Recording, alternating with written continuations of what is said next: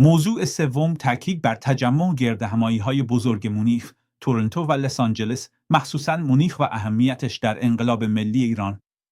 موضوع چهارم، ضرورت توجه به بازداشت‌های عزیزانمون در ایران و خطراتی که متوجه این است. و موضوع پنجم، مثل همیشه اسامی فرزندان ایران و جانفداهای ما. ارزیابی من اینه که سفر فوری بنیامین نتانیاهو به آمریکا در روز سه‌شنبه و دیدارش با ترامپ در روز چهارشنبه و بازگشتش در پنجشنبه به اسرائیل بیش از اونی که مربوط به نگرانی‌های اسرائیل در مورد توافق ضعیف با جمهوری اسلامی باشه، من فکر می‌کنم در مورد نهایی کردن حمله است. در جنگ 12 روزه هم قبلش چنین اختلاف نظراتی بین ترامپ و نتانیاهو مطرح می‌شد. در رسانه‌ها هم بازتاب پیدا می‌کرد. همه رسانه‌ها می‌زدند که ترامپ و نتانیاهو دیدگاهشون با هم فرق داره. نتانیاهو نگران یک توافق بد از سمت ترامپ با جمهوری اسلامیه. نتانیاهو عصبانی از این حرفها زیاد بود. ولی واقعی چی بعد که مشخص شد چی بود؟ مشخص شد همون موقعی که در رسانه‌ها صحبت از اختلاف نظر و تفاوت دیدگاه ترامپ و نتانیاهو بود. همون موقع در پشت صحنه داشتند با همتای حمله به جمهوری اسلامی را نهایی میکردند و از این مسئله برای فریب طرف مقابل استفاده کردند. من برداشتم اینه که جلسه ترامپ و نتانیاهو تصمیم گیری نهایی درباره خاورمیانه بدون خامنه‌ای و بدون جمهوری اسلامی، چون راجع به چیزی به این مهمی دارند تصمیم میگیرند، طبیعی که هم حمله عقب افتاده باشه و همین که خود نتانیاهو میره امریکا که موضوع را نهایی بکنه. بحث سر حمله به جمهوری اسلامی فقط نیست، بحث سر اینی که امریکا و اسرائیل به عنوان بزرگترین قدرت نظامی جهان و بزرگترین قدرت نظامی منطقه دارند تصمیم میگیرند در مورد سرنگونی جمهوری اسلامی و یک خاورمیانه که خامنه‌ای توش نباشه، جمهوری اسلامی توش نباشه و گروه‌های نیابتی به تدریج از بین برن. اونا دارند راجع به این تصمیم میگیرند. یکی از منابع اسرائیلی گفته و تیمی از فرماندهان ارشد نظامی نتانیاهو را در این سفر همراهی میکنه. اگر بحث سیاسی بود، راجع به توافق بود، نیازی نبود که تیمی از فرماندهان نظامی، مخصوصا فرمانده نیروی هوایی جدید اسرائیل همراهش باشند. به نظر من جلسه های که بین ترامپ و نتانیاهو است، یہ جلسه سیاسی، عملیاتی و نظامی برای نهایی کردن حمله است. موارد مرحله حساس و تعیین کننده در معادلات خاورمیانه شدیم. لحظه هایی که برای آینده خاورمیانه بدون خامنه‌ای و جمهوری اسلامی داره تصمیم گیری میشه. فقط هم مربوط به حمله نیستد. یعنی که بعد از حمله چه اتفاقی بیفته، توازن قوا در خاورمیانه چی بشه و حتی ممکنه گروه‌های نیابتی جمهوری اسلامی وارد جنگ بشن، اونم هست. همه زوایاها را دارند بررسی میکنند. چرا امریکایی ها دارند تانک ابرامز میآورند اردن؟ تانک ابرامز که به درد جنگ با جمهوری اسلامی نمیخورد. قرار نیست نبرد زمینی با جمهوری اسلامی صورت بگیره، ولی موقعی که تو همین هفته تانک های ابرامز را آوردند اردن، این برای اینو که اگر حزب الله یا شبه انضامیان ایران از سوریه خواستند زمینی برند به سمت اسرائیل و امریکا تانک اونجا داشته باشند برای نبرد زمینی، نه با جمهوری اسلامی با گروه های نیابتی. به همین دلیل من معتقدیم این مهمترین جلسه درباره آینده خاورمیانه است. امریکا و اسرائیل دارند برای آینده های بدون خامنه‌ای، بدون جمهوری اسلامی و بدون گروه های نیابتی تصمیم میگیرند و طبیعی که ملاحظات و نکات زیادی را باید در نظر بگیرند. به نظرم صرف دیدار دیپلماتیک یا تشریفاتی نیست. یک دیداری، یک جلسه سیاسی، امنیتی، اطلاعاتی، راهبردی چون قرار است آینده خاورمیانه را توش تعیین کنند. ترکیبی همکو همراه و نتانیاهو است کاملا این را روشن میکنو. فرماندهان نظامی و طراحان عملیاتی اینا را برای مذاکره نمیفرستند. اگر قرار بود بحث مذاکره باشه و تفاوت دیدگاه اسرائیل با امریکا، نتانیاهو با وزیر خارجه و نمیدانم کسای دیگه میرفت موقعی فرماندهان همراه هستند، یعنی میخواهند طرحهای عملیاتی را نهایی بکنند. من خودم تعبیری که راجع به این داریم که نتانیاهو دارو میره آنجا و برمیگرده. تعبیر همینو که این درصد مثل این میمونه کسی که فرمانده یه قرارگاه تاکتیکی مثل نتانیاهو میره به قرارگاه سرفرماندهی یعنی امریکا که آخرین طرحهای عملیاتی را حضوری در قرارگاهی که قرارگاه سرفرماندهی جنگ را براه دارد یعنی امریکا نهایی کند و فورا برمیگرده به اسرائیل. چون میخواد موقعی که اگر جنگ شروع شد در فرماندهی تاکتیکی خودش یعنی در درون اسرائیل مستقر باشه. من تعبیری که ازش در ما اینجوری نمیخوام بگم نتانیاهو یه فرمانده نظامی قرارگاه تاکتیکی، ترامپ فرمانده قرارگاه نظامی راهبردی، نه مثال دارم مزنم. مثل این میمونه که شب عملیات فرمانده قرارگاه تاکتیکی برای آخرین مشورتها و اصلاح در عملیات دعوت میشو به سرفرماندهی و آنجا نهایی میکنند. همیشه بعد از اینکه در سرفرماندهی نهایی میشه عملیات، فرماندهان قرارگاه تاکتیکی آنجا نمیمونند، بلافاصله برمیگردند به مقر خودشون که جنگ را از آنجا اداره کنند. بعضی ها گفتند که نتانیاهو ممکنه میره امریکا که لحظه شروع عملیات در اتاق عملیات کاخ سفید باشه بعید نیست، ولی آنچو که بیشتر محتمله اینی که بعد از این که نهایی کرد برگرده کشور خودش جنگ را از آنجا به عنوان فرمانده کالقوا اداره بکنه. در واقع این سفر درباره نهایی کردن جزئیات عملیاتی و نظامی که فرمانده های نظامی دو طرف نهایی کرده بودن. تمام فرماندهان رده های مختلف رفتن امریکا. حالا دیگه نتانیاهو موند برا هرتزی حلوی فرمانده ارتش رفت و بود، تومر بار فرمانده نیروی هوایی رفت و بود، دیوید بارنو رئیس موساد رفت و بود، گیدیون سایر وزیر خارجه رفت و بود، شلومو بندر رئیس اطلاعات نظامی امان رفت و بود، اسحاق کوهن فرمانده عملیات ارتش اسرائیل رفت و بود، رئیس اداره برنامه ریزی رفت و بود.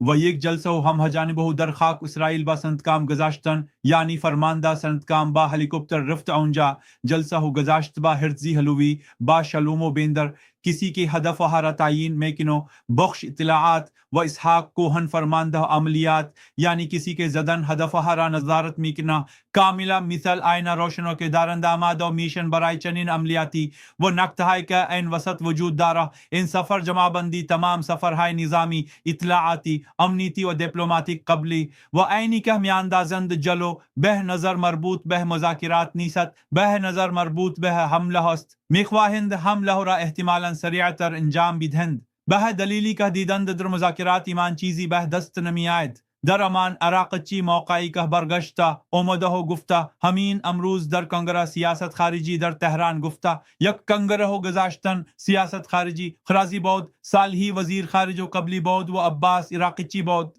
آنجا عراقچی گفته این جمله عراقچی خیلی مهمه و که نشانو جنگا میگه اگر از من بپرسید ببخشید من یه خورده صدام اینجوریه یه مقداری کسالت دارم یه التی که امروزم ایران تایمز نبودم اگر از من بپرسید الان بزرگترین چالش ما چیست میگویم چالش ایستادگی اگر قدم عقب بگذاریم دیگر معلوم نیست تا کجا باید عقب برویم منظورش که این اینو که ما باید بایستیم عقب نمیدونیم یعنی از اون غنی سازی و مشکی و نیابتی اینا کجا نمیدونیم چون اگر کجا بیاد معلوم نیست تا کجا باید بریم عقب این نشون میده اختلافات اصلی با امریکا سرجاش نشده نشون میده توافقی تا اینجا درکار نیست نشون میده فشار امریکا مدام ادامه داره اینم بزنیم کنار اون که امریکایی ها تا اعلان راجع به مذاکرات ایمان هیچی نفتن نگفتن موافق ناموافق هیچی نگفتن جمهوری اسلامی اولش گفت که یک زمین های مثبتی وجود داره ولی الان عراق چی میگه نه اگر الان بخواهیم برویم عقب معلوم نیست تا کجا حلمان بدهند که بریم عقب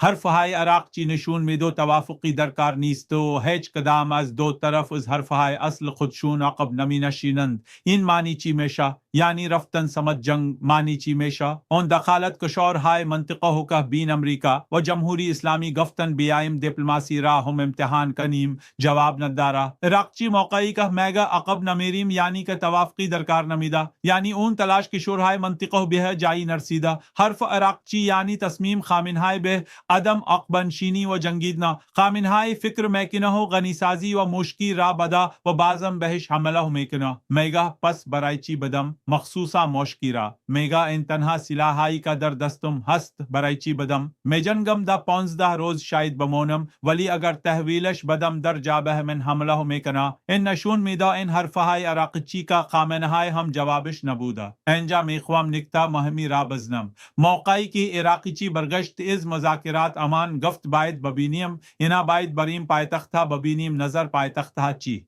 این که امروز بعد از 48 ساعت آمد گفت محمد ترین چیز الان ایستادگی هو این که عقب نریم، یعنی جواب خامنه ای در تهران به مذاکرات عمان عدم عقبنشینی، یعنی توافقی در کار نیست و احتمالا چون اسرائیلی ها هم این را متوجه شدند، اسرائیلی ها هم که میفهمند که در مذاکرات عمان امریکا و جمهوری اسلامی چی بوده، چون فهمیدند مذاکرات داره شکست میخوره، بلافاصله رفتن امریکا کا طرح حمله ہو را نهایی کنند. امروز هم سندکام فرماندهی ارشد نظامی امریکا در خاورمیانه و آسیای میانه که اگر جنگی قرار بشه فرماندهی جنگ رابع عهده و خواهد داشت، یک تصویری منتشر کرد از همه هواپیماهای ساخت رسان KC 135 کا هر کدام از اینها 9 تن ساخت میکنه، 200,000 پوند ساخت میکنه و اینا میخواهند یه سری پمپ بنزین هوایی ایجاد کنند بین دیگو گارسیا و ایران، بین ناو لینکلن و ایران، بین مدیترانه و ایران، بین پایگاه هاشون در امریکا و ایران که این پمپ بنزین های هوایی هواپیماها را تغذیه کنند به لحاظ سوخت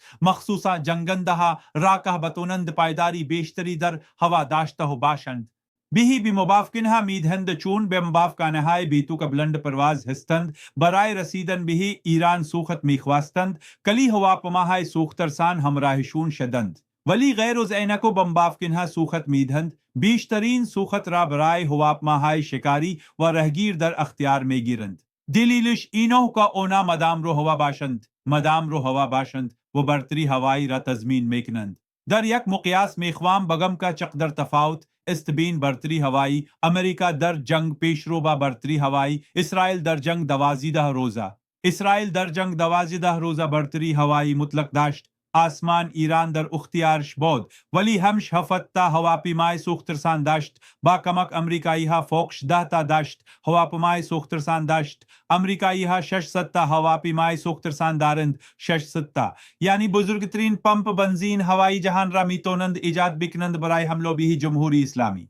حمل های که من آرزو میکنم، حمل های که به جمهوری اسلامی خواهند کرد. اصلا در دنیا چنین جنگی دیده نشده اینا. 13,000 هواپیمای جنگی دارند، 5,700 تا شکاری و بمبافکن دارند و 600 تا هواپیمای سوخترسان دارند، 300 تا ناو جنگی دارند، 10 تا ناو هواپیما بر فعال دارند، 70 تا زیردریایی اتمی دارند. هر کدام از زیردریایی هاشون اندازه چند تا ناوشکن میتونه موشک کروز شلیک کن. من اعتقادم اینه موقعی سندکام این تصاویر را منتشر میکنو امدی سندکام اعلان سا روزه با انتشار تصاویر پشت سر هم داره و پیام میدو به جمهوری اسلامی. اول تصویر اینی کا فرمانده سندکام رفته تو جلسه عمان نشسته، بعد تصویر اینی کا بلینکن و کوشنر رفتن روی ناو لینکلن، بعد تصویر اینی کا هواپیما های رزمی ناو لینکلن دارند روی سر لینکلن مانور میدهند و بعد انتشار این تصویری که هواپیما های KC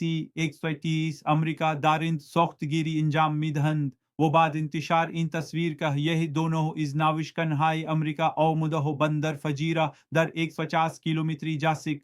هم هو اینا هدف منده در امور نظامی مخصوصا در یک ارتش حرفهای مثل امریکا. اصلا یک دونه تصویر بدون اینکه تأییدی نظامی بگیره و منتشر نمیشه. اینا جزئی از عملیات روانی جنگه. دریا سالاری کے قبلہ معاون سندکام بودا دریا سالار رابرٹ ہاور معاون سابق سندکام امیدہ صحبت کردہ گفتہ اقدامات اخیر جمہوری اسلامی صرفہ نمائش نمادین از قدرت و نوعی بلوف سیاست گفتہ اصلا اینا در مقابل ما هیچ هستند یک کسی این را که میزنه که خودش معاون سندکام بوده میدونه که در واقع چه قدرتی میتونه میگه رژیم با توجه به فشارهای اقتصادی و قیام مردم و فشارهای امریکا در حال فروپاشی است.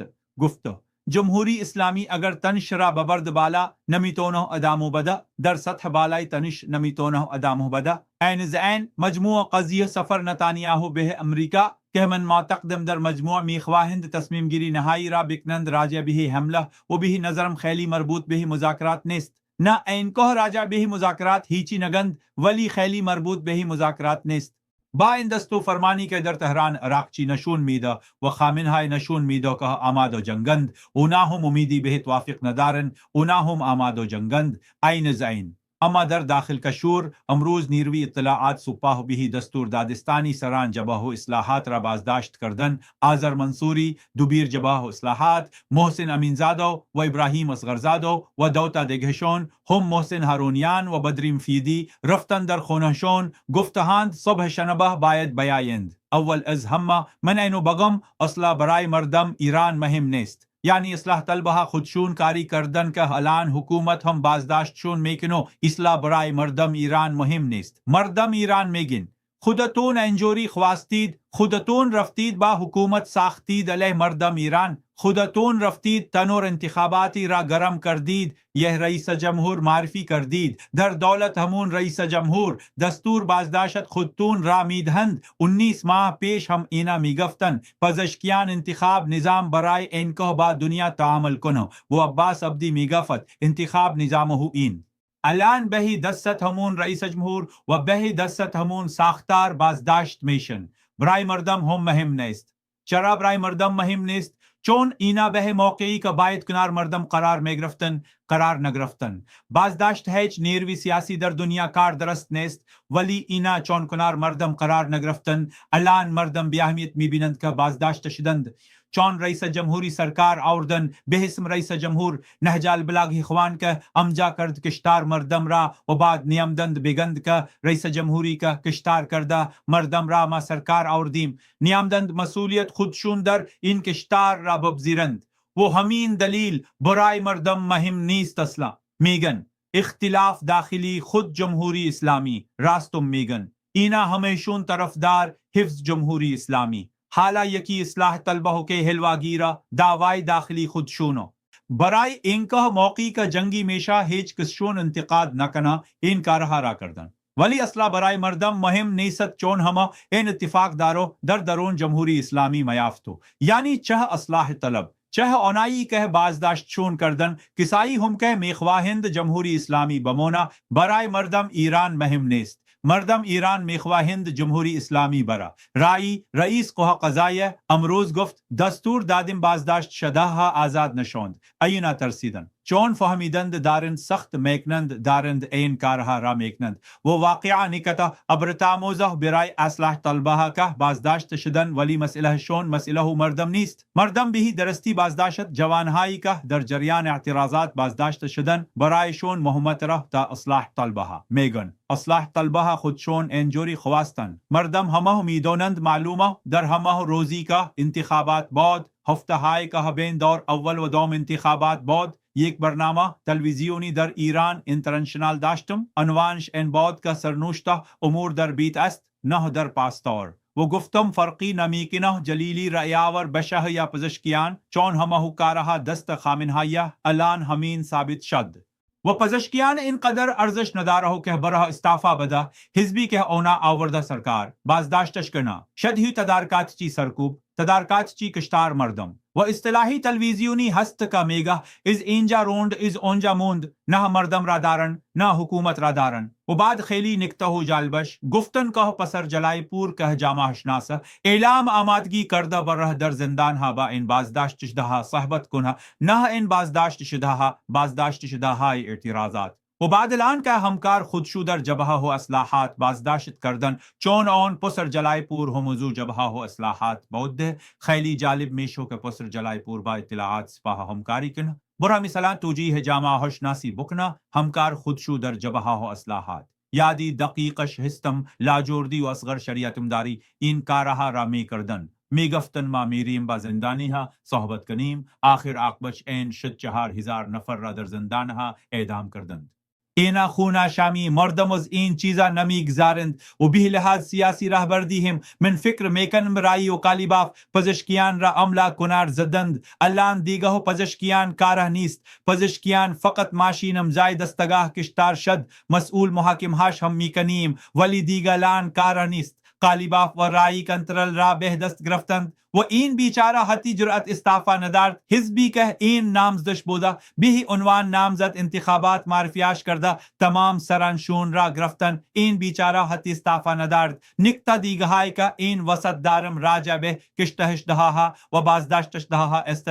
یکی از منابع وزارت بهداشت گفت فقط شب 18 به صبح 19 در تهران 1080 تا کشته ثبت شده. تازه این آمار دولتی 1080 تا فقط در شب اول. معاون وزیر بهداشت گفته 100 نفر دانش آموز کشته شده. شورای هماهنگی تشکیل‌های صنفی فرهنگیان گفته 200 تا دانش آموز کشته شده. الان این بازداشت شده هایی که هستند به نظرم ضرورت داره ما خیلی به این بازداشت شده ها توجه کنیم. هر کاری که هست دستمون برمیاد برای خانواده هاشون برای خودشون بکنیم.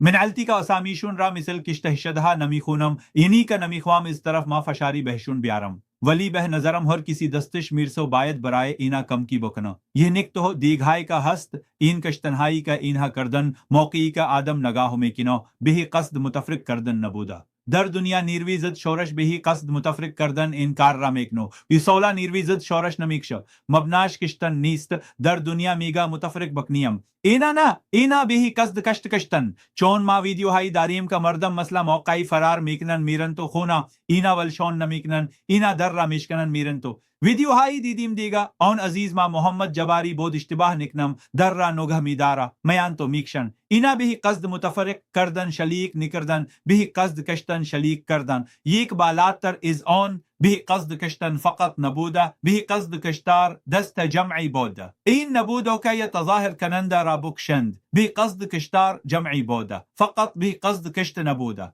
چون به قصد کشتار جمعی بوده هدفش مرعوب کردن مردم، ترساندن مردم و این که میلیون ها نفر را به خون ها برگردونو. ظاهرا میگن جلسه شورای عالی امنیت ملیشون این طوری بوده که تا هفته شب فکر نمی کردن جمعیت این قدر میاد. بعد جمعیت که زیاد آمد دستور کشتار دادن. علی لاریجانی پزشکیان تمام 12 عضو شورای عالی امنیت ملی جنایتکارند و باید بعد از جمهوری اسلامی اگه زنده ماندن محاکمه بشن. اما نکته آخر تجمع ایرانی ها در مونیخ و تورنتو و لس آنجلس شاهزاد و فراخوان دادو. یکی از دوستان آقای مهدی کتابچی کارشناس خوب حوزه آب در امریکا یک توییتی زده بود، نوشته بود که 14 فوری برای ما ایرانی های خارج از کشور مخالف جمهوری اسلامی مثل 18 و 19 دی برای ایرانی های داخل کشوری. اونا رفتن ما باید بریم. اونا میدونستن ممکنه کشته بشن ولی آقایان رفتن، ولی ما هم هیچ بهانه های نداریم برای اینکه در تجمعات مونیخ و تورنتو و لس آنجلس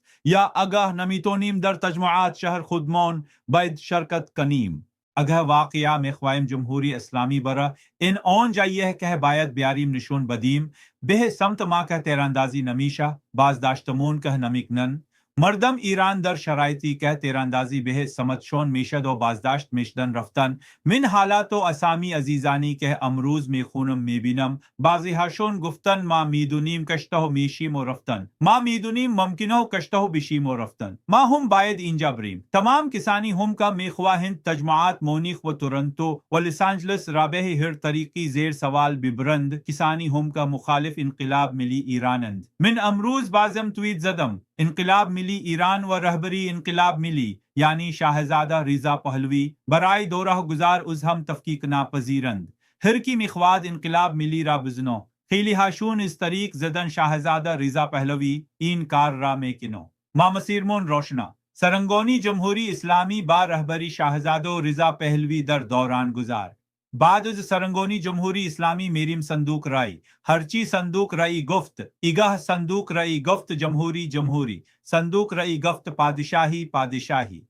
مهمین ہو که دموکراتیک باشه، مهمین ہو که بر مبنای رأی مردم باشه، مهمین ہو که بر مبنای حقوق بشر باشه، مهمین ہو که بر مبنای سکولاریسم باشه، مهمین ہو که در چارچوب حفظ یک پارچگی و تمامی طرزی کشور باشه. بلا میخواد جمهوری باشه یا پادشاهی. بعضی همون ممکنه طرفدار جمهوری باشیم، بعضی هی طرفدار پادشاهی، ولی همون که مخالف جمهوری اسلامی هستیم و میخوایم جمهوری اسلامی برا خیلی عزیز میدانیم. درود بر شما.